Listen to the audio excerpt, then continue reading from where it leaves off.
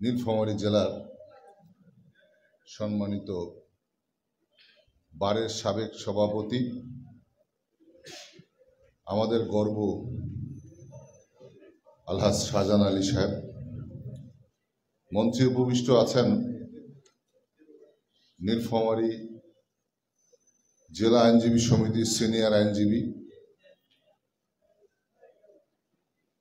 আমাদের সকলেরই প্রিয় স্ট্যালিন সাহেব, মঞ্চ উপবিষ্ট আমার বন্ধু সাবেক সহসাধারণ সম্পাদক আখতারুজ্জামান মন্টু সাহেব, সাবেক সহসাধারণ সম্পাদক আল মাসুদ চৌধুরী, মঞ্চে উপবিষ্ট ছোট ভাই রাজীব এবং যার লেখা বইয়ের পাঠ উন্মোচন হচ্ছে সে আমাদের অত্যন্ত কাছের ভালোবাসার মানুষ জাহাঙ্গীর আলম সরকার সাগর নামে যিনি পরিচিত। সেই অনুষ্ঠানের সম্মানিত সভাপতি সাবেক জেলা আইনজীবী সমিতির সভাপতি বাবু তুষার কান্তি রায়, উনি এখনো এসে পৌঁছাননি। প্রথমেই ক্ষমা চেয়ে নিচ্ছি যে যেই পর্যায়ে আমি এই বক্তব্য দেওয়ার জন্য দাঁড়িয়েছি, আসলে এই পর্যায়ে আমার বক্তব্য দেওয়ার কথা নয়। হঠাৎ করে একটা জরুরি কাজে আমি এবং আমার বন্ধু মন্টু নীলফামারীর বাইরে যাব, যে কারণে আমি বিনীতভাবে আজকের অনুষ্ঠানের সিনিয়র আইনজীবীদের কাছ থেকে ক্ষমা চেয়ে নিচ্ছি। আজকের এই অনুষ্ঠানটা হচ্ছে সাগরের ৩৫তম বইয়ের পাঠ উন্মোচন অনুষ্ঠান। বলতেও অনেক ভালো লাগছে যে আমাদেরই ছোট ভাই, আমাদের জেলা আইনজীবী সমিতির একজন সদস্য, যিনি কিনা ইতিমধ্যে পিএইচডি কমপ্লিট করেছেন, ইতিপূর্বে তিনি ৩৪টি বই লিখেছেন এবং আজকে হচ্ছে ৩৫তম বইয়ের পাঠ উন্মোচন অনুষ্ঠান। এই অনুষ্ঠানের প্রধান অতিথি হচ্ছেন আজকের অ্যাডভোকেট আবু মোহাম্মদ নুরুল জাকি সাহেব। উনি প্রধান বক্তা বা প্রধান অতিথি। উনি উনার কথাই বিস্তারিত হয়তো বলবেন, আমি ছোট করে বলতে চাই। জাহাঙ্গীর আলম সরকার বই লিখছেন আর আমরা যারা আইনজীবী তার বই পড়ছি না বা বই পড়ছি না, তাহলে তো আর সাগরের এই বই লেখার কোনো অর্থ নাই। অত্যন্ত দুঃখ নিয়ে বলতে হয়, আমরা যারা এই প্রফেশনের সাথে জড়িত, বিভিন্ন কোর্টে বসে থাকি, আমরা জামিন প্রার্থনা করছি, কিন্তু কত ধারায় জামিন প্রার্থনা করছি, যেই মোকদ্দমায় জামিন প্রার্থনা করছি সেই জামিন দেওয়ার ক্ষমতা ওই আদালতের আছে কিনা, ওই আদালত কতটুকু ক্ষমতা এক্সারসাইজ করতে পারে, সেই সম্পর্কে আমাদের কোনো ধারণাই নাই। কোর্টে দাঁড়িয়ে বলছি, স্যার জামিন দেন, স্যার গরিব মানুষ, পরিবারে আর কেউ স্যার নাই, উনি একমাত্র উপার্জনক্ষম ব্যক্তি। এটা আসলে জামিনের কোনো সাবমিশন হতে পারে না। আপনারা যারা আমার সামনে বসে আছেন তাদের মধ্যে শুধু আনিস ভাই হচ্ছে আমার সিনিয়র, আর বাকি সবাই জুনিয়র। সকলের উদ্দেশ্যে বলতে চাই, জামিনের সময় মেডিকেলটা অন্তপক্ষে পড়ে দেখেন। যে মেডিকেল সার্টিফিকেটটা দিয়ে ৩২৬, ৩০৭ ধারার মামলা হয়েছে, সেটা আসলে ২৬ বা ৭-এ কাভার করে কিনা, এইরকম সাবমিশন আমরা শুনতেই পাই না। আমি খুব কষ্ট নিয়ে কথাটা বলছি। জামিন শুনানিতে এই যে ৩২৬ লাই করবে না আর ৩০৭ লাই করবে না, এই কথাটা আমরা শুনতেই পাই না। সবাই দাঁড়িয়ে একটা কথাই বলি, স্যার গরিব মানুষ, স্যার স্যার রিক্সা চালায়, ভ্যান চালায়, ঢাকায় থাকে, কুমিল্লায় থাকে, জামিন দেন স্যার। এটা আসলে হওয়ার কথা নয়। আমার মনে হয় জাহাঙ্গীর আলম সরকার এই কথাগুলিকে মাথায় রেখে আসলে জামিনে কি সাবমিশন দেওয়া দরকার সেইটার চিন্তা থেকে সেই বইটা লিখেছে। আমি বিশ্বাস করি আমরা যারা জামিনের প্র্যাকটিস করি বা আমরা যারা ক্রিমিনাল প্র্যাকটিস করি, এই বইটা আমাদের সকলের খুব সহায়ক হবে।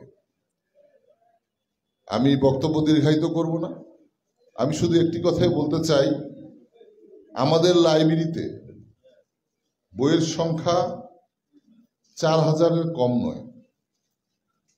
আমার জানা মতে 4000-এর কম নয়, কারণ আমরা 2013-14 সালে একবার তালিকা করেছিলাম, তখন বোধহয় প্রায় 26-27 বই ছিল। তো এখন 4000-এর কম নয়। আমি আমার নিজের কথাই বলি, আমার জুনিয়রদেরকে বই আনতে বললে শুধুমাত্র সংজ্ঞা আছে যেই বইগুলোতে, সেই বইগুলো নিয়ে এসে দেয়, স্যার এই বই। সংজ্ঞা যে বই আছে সেই বই দিয়ে কি আর মামলা পরিচালনা করা যায়? যায় না। কেউ আমরা বইয়ের ভিতরে ঢুকতে চাই না। বইয়ের ভিতরে যে ব্যাখ্যাগুলি দেয়া থাকে, বইয়ের ভিতরে প্রত্যেকটা সেকশনের যে রুলিংগুলো দেয়া থাকে, এগুলো কেউ আমরা পড়ি দেখে না। তো আমি আপনাদেরকে অনুরোধ করব, যেহেতু আপনাদেরই ভাই একজন পিএইচডি করা ব্যক্তিত্ব, যিনি আমাদের এই বইটা লিখেছেন,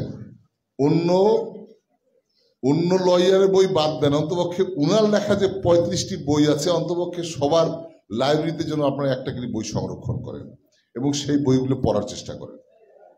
তারপরে না হয় আরো অনেক ডিএলআর পড়বেন, এমএলআর পড়বেন, আরো অনেক বই আছে।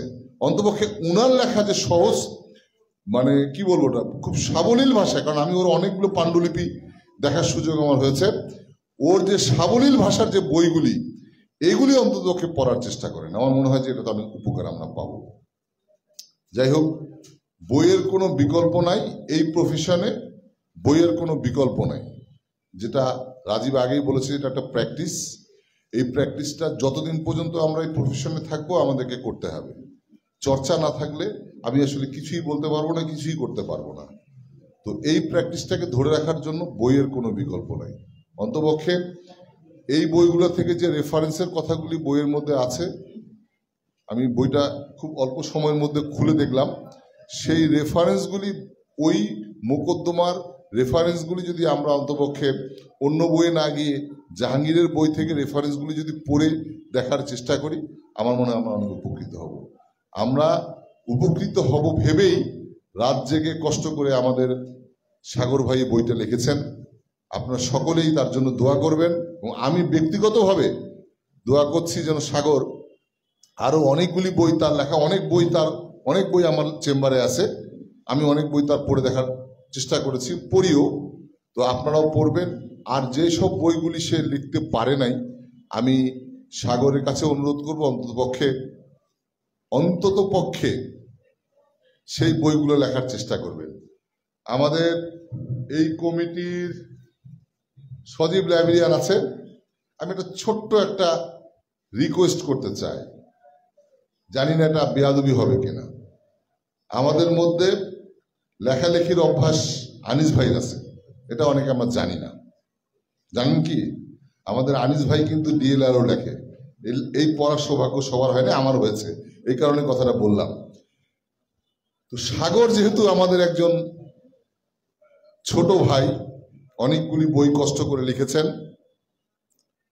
এবং তার অনেক বই অনেক বিখ্যাত ব্যক্তিত্বের, অনেক বিখ্যাত ব্যক্তির তার বক্তব্য তার বইয়ের মধ্যে আছে।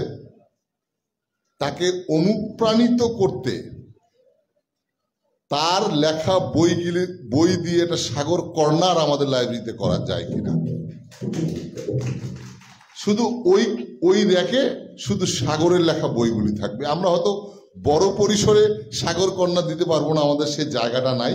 অন্তপক্ষে তার লেখা যে বইগুলি আছে, 35টি বই কিন্তু কম নয়। আমার মনে হয় একটা র্যাকের মধ্যে বা একটা আলমারিতে সাগরের বইগুলির রাখা সম্ভব হবে না। তো সাগরের জন্য একটা আলমারি হোক বা একটা ছোট্ট একটা কর্নার যদি সাগরের অনারে, কারণ সে কিন্তু আর ছোট মানুষ এখন নই, আমাদের ছোট ভাই হইতে পারে, কিন্তু সে তার লেখার দিয়ে সে প্রমাণ করেছে সে আসলে অনেক উঁচু আসনের ব্যক্তিত্ব। তো তার জন্য একটা সাগর কর্নার কিংবা একটা সাগরের একটা র্যাক করা যায় কিনা, এটা আপনারা ভেবে দেখবেন। সবার সুস্বাস্থ্য কামনা করছি। আমি বক্তব্য আর দীর্ঘায়িত করব না, সিনিয়রদের কাছ থেকে আবারও ক্ষমা চেয়ে নিচ্ছি, কারণ আমাকে এখন চলে যেতে হবে। সবাইকে ধন্যবাদ।